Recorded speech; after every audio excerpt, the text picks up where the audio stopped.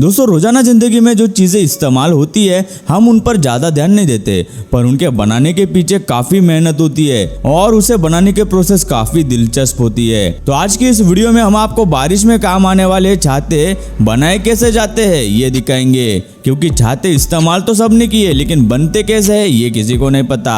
और दोस्तों बचपन में जो जलजीरा आपने चटा कैसे खाया था, क्या आपको पता है कि उस जलजीरे को कैसे बनाया जाता है फैक्ट्री में? नहीं ना, तो चलिए आपको आज वो भी दिखाएंगे।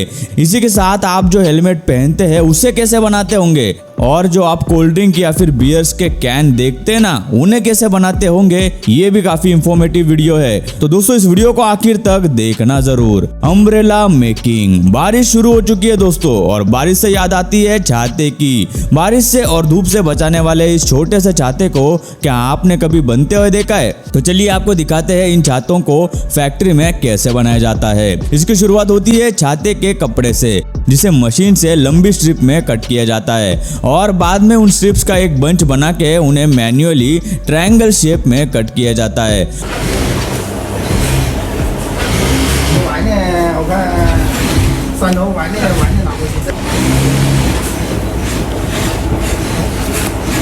अब इन काटे हुए कपड़ों को इकट्ठा करते हैं और इन्हीं ट्रायंगल शेप्स को जोड़ के छाते का गोल कपड़ा तैयार किया जाएगा। उसके बाद इन कट किए गए शेप्स को एक दूसरे से जोड़ दिया जाता है और आगे इन पर ये छोटी पट्टी लगाई जाती है जो छाते को बंद करने के लिए हम बांध कर लगाते हैं। अब बारी आती है छाते के डंडे की, जिससे छाता खुलता और बंद होता है। इन छोटे पार्ट से मिलकर एक डंडा रेडी करते हैं, जिसमें एक स्प्रिंग डाली जाती है, जिसके कारण छाता बटन दबाते ही खुल जाता है।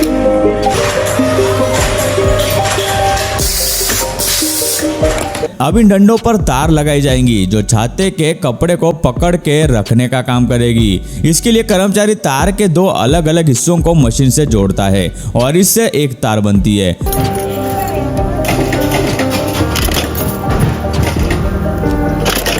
अब जोड़े हुए इन 8 तारों के सेट को क्लब करके इस डंडे के ऊपर लगाया जाता है और अच्छे से फिट किया जाता है।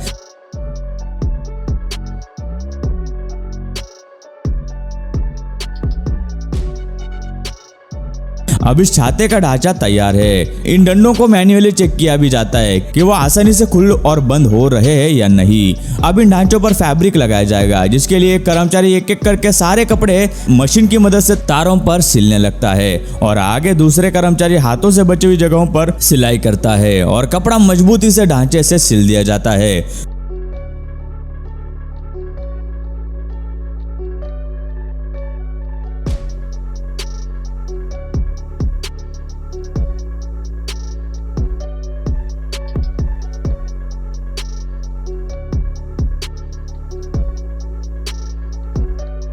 कपड़े लगाने के बाद एक बार फिर से उनका इंस्पेक्शन होता है, जिसमें छाते की क्वालिटी चेकिंग की जाती है और फिर हमारे छाते रेडी हो जाते हैं और फिर वो मार्केट में आते हैं। दोस्तों वीडियो में बने रहिए। अब देखेंगे हेलमेट को कैसे बनाया जाता है। Helmet making. बाइक चलाते वक्त बहुत जरूरी चीज होती है हेलमेट। तो देखते हैं कि हेलमेट को कैसे बनाया जाता होगा। ज्यादातर फैक्ट्री में इन हेलमेट्स को बनाया जाता है जहां मशीन ऑटोमेटिकली हेलमेट तैयार करती है, पर यहां मैन्युअली हाथों से हेलमेट बनाने का काम चालू है, जिसमें सबसे पहले फाइबर की छोटी शीट्स को इस हेलमेट के ढांचे में या को मोल्ड में लगाया जाता है।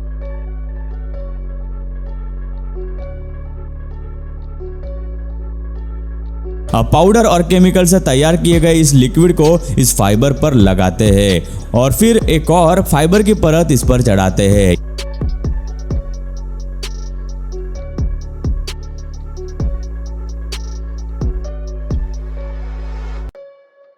ये लिक्विड गम का काम करता है और फाइबर से सख्त होकर मजबूत बनता है। अब एक और लिक्विड की परत चढ़ा के उस पर पाउडर डाली जाती है और सूखने के लिए रख दिया जाता है। एक बार अच्छे से सूखने के बाद एक्स्ट्रा फाइबर कट करके निकलते हैं और तैयार हेलमेट के ढांचे को मोल्ड से अलग करते हैं।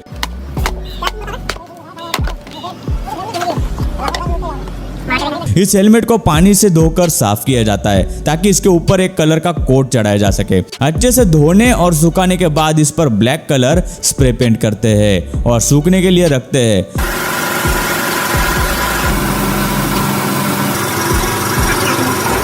कलर सूखने के बाद इस पर स्टिकर चिपकाए जाएंगे ताकि हेलमेट को एक लुक मिले और हेलमेट अच्छा दिखे।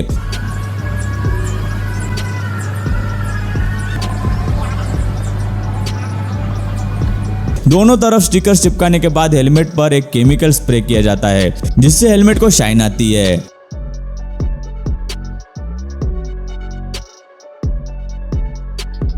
आप तैयारी करते हैं हेलमेट के अंदर लगाने वाले मटेरियल को बनाने की, जिससे सर को कंफर्ट और सेफ्टी मिलती है, जिसमें हार्ड थर्मोकोल के ऊपर कवर चढ़ाकर चिपकाया जाता है। अब इसे सूखने तक हेलमेट के एजेस पर रबर की स्ट्रिप लगाने का काम किया जाता है ताकि हेलमेट की एज लगे नहीं। फ्रंट और बॉटम दोनों जगह ये रबर स्ट्रिप लगाई जाती है। अब इसे अच्छे ग्लू से चिपकाया जाता है ताकि ये निकले नहीं। अब हेलमेट के दोनों साइड होल करते हैं ताकि वहां शील्ड लगाई जा सके, और फिर अब स्ट्रैप और बाकी चीजें जैसे पैडिंग वगैरह लगाई जाएंगी जिससे हेलमेट पहनने पर वो फिट बैठे।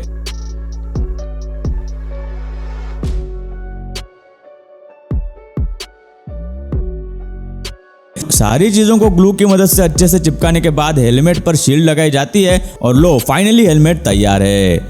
जलजीरा मेकिंग। बचपन से लेकर अब तक हम सभी ने जलजीरा तो बहुत पिया है। इसे पीने के बाद खाना हजम होता है और पेट की गैस भी कम होती है और ये टेस्ट में काफी अच्छा होता है। तो चलिए देखते हैं आखिर इस खट्टे और तीखे पाउडर को फैक्ट्री में कैसे बनाया जाता होगा। जलजीरा बनाने के लिए अलग अलग चीजों की जरूरत पड़ती है। ये पाउडर 8 से लेकर 9 चीजों को मिलकर बनाया जाता है। इसे बनाने के लिए मेन इंग्रेडिएंट जो है वो है जीरा। इसके बाद इसमें पुदीना पाउडर, काली मिर्च यानी black pepper, citric acid, ginger powder, हींग, इलायची, काला नमक और सादा नमक, इन सब चीजों की जरूरत होती है। और कुछ कंपनीज अपने खास इंग्रेडिएंट को भी इसमें मिलाते हैं। अब आती है बारी पाउडर बनाने की प्रोसेस की। इसके लिए सबसे बड़े मिक्सर में इन सब चीजों को सही मात्रा में मिलाया जाता है और इन सब की पाउडर बनाई जाती है। जलजीरा बनाने में ज्यादा इस्तेमाल जीरे का होता है क्योंकि यही इसका मेन इंग्रेडिएंट है। अब पाउडर पूरी तरह से रेडी है। ये होने के बाद इसे आगे पैकिंग के लिए भेज दिया जाता है, जहां इस मशीन के अंदर जलजीरा पाउडर को डाला जाता है और ये मशीन ऑटोमेटिकली इस पाउडर का वजन करके इसे बराबर से क्वांटिटी में इन छोटे छोटे पैकेट्स के अंदर डाल देती है, जिसके बाद जलजीरा मार्केट में आने के लिए पूरी तरीके से तैयार होता है। तो बचपन में किस किस का जलजीरा फेवरेट था, आप हमें कमेंट करके भी बताना।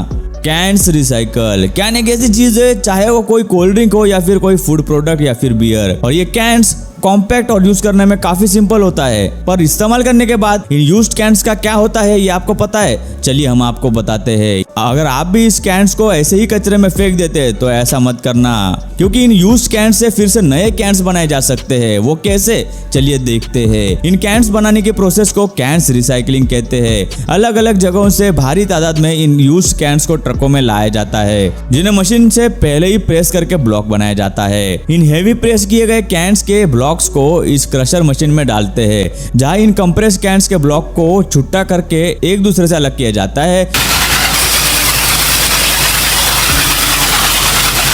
अब इन कैंस को आगे सॉर्टिंग मशीन में भेजा जाएगा, जहां इनमें से आयरन कैंस को एल्यूमिनियम कैन से अलग किया जाएगा। ये मशीन पहले तो मैग्नेट से आयरन से बनी कैंस और आयरन पार्टिकल्स को खींचकर बाहर ले लेती है, फिर विंड की मदद से इसमें से बाकी चीजें उड़ा दी जाती है और आखिर में एडी करंट की मदद से मशीन बाकी बचे आयरन पार्ट्स को अलग कर देती है। अब इस सॉर्टिंग प्रोसेस के बाद जो बचा है वो पूरी तरीके से एल्यूमिनियम मटेरियल है। अब इसी से कैंस बनाए जाएंगे। इन कैंस को कन्वेयर की मदद से इस बड़े से रोस्टिंग ओवन में डाला जाता है, जहां इन एल्यूमिनियम कैंस पर से पेंट और प्रिंट्स को निकाला जाएगा।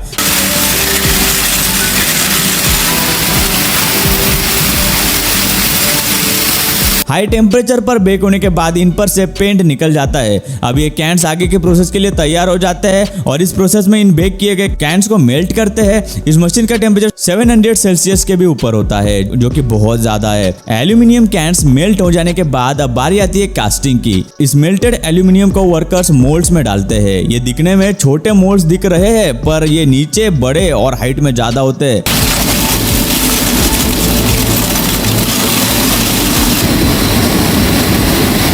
एल्यूमिनियम सॉलिड होने के बाद इन्हें बाहर निकाला जाता है।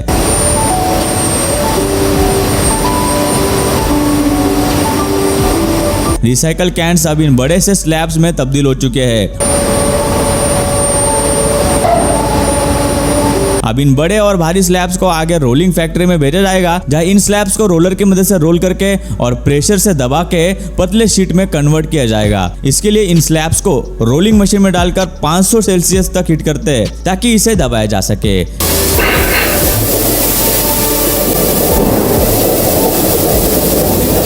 जैसे कि आपको पता है कि मेटल को गर्म करने के बाद वो सॉफ्ट हो जाता है, जिस वजह से उसे आकार देने में बहुत इजी हो जाता है। इसी तरह ये मशीन भी इसे हीट करके पतले होने तक इसे प्रेस कर देती है और फिर मशीन 600 mm के इस स्लैब को 3 mm तक थिन बना सकती है। अब इस एल्यूमिनियम की थिन शीट रेडी है, जिसे रोल करके कॉइल बनाई जाएंगी।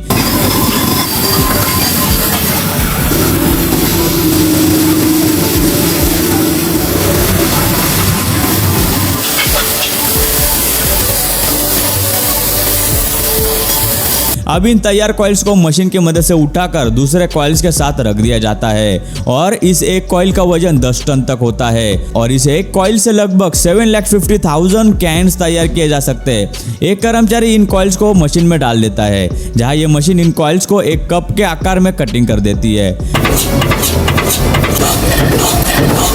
जिसके बाद इन कप्स को बॉडी मेकिंग प्रेसिंग मशीन में भेजा जाता है, जहां इन्हें पूरी तरह से कैन का आकार मिलता है। फिर इन कैन को आगे क्लीनिंग के लिए भेजा जाता है, जहां इन्हें एक खास तरह के केमिकल में डुबाकर बाहर निकालते हैं। इसके बाद इन सारे कैन्स को ड्राई करने के बाद हीटिंग मशीन से गुजारा जाता है। अब इन्हें आगे की प्रोसेसिंग के लिए भेजा जाता है। दूसरी तरफ इन कैन्स के ऊपर लगने वाली लीड यानी ढक्कन को बनाने का काम किया जाता है। ये मशीन इस कॉइल से प्रेस मशीन की मदद से कैन के कैप्स को तैयार करती है और बाकी के साइड्स को अलग अलग करके फेंक देती है। ये मशीन बहुत ज्यादा फास्ट होती है।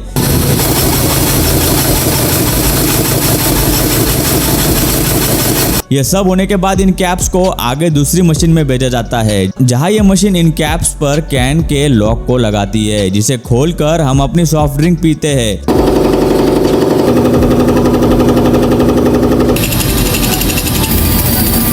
जिसके बाद इन कैप्स और कैन को पैक करके मार्केट में भेजने के लिए तैयार किया जाता है।